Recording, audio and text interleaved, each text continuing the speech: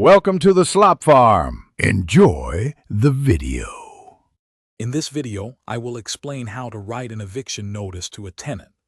An eviction notice is a crucial first step in a formal process, serving as a written communication from a landlord to a tenant. It's designed to inform the tenant of an issue and provide a chance to resolve it or move out.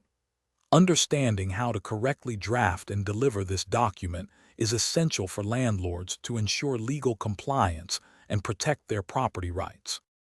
When writing an eviction notice, accuracy is paramount. You must include the tenant's full name and the complete address of the rental property.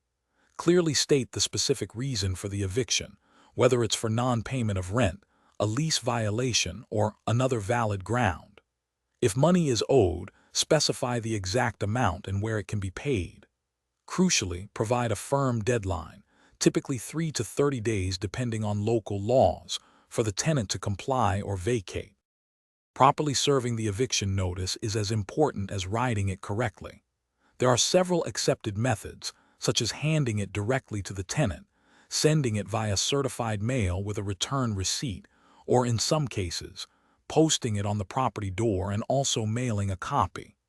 Always document the date and method of service, as this record is vital. Remember, specific rules vary by location, so always check your local regulations.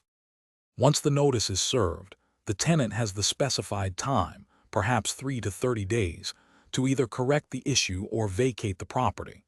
If they fail to comply, the next step is typically filing an eviction lawsuit in court. This legal action will lead to a hearing where a judge will make a decision. It is highly recommended to consult with an attorney throughout this process to ensure all legal requirements are met and to protect your interests.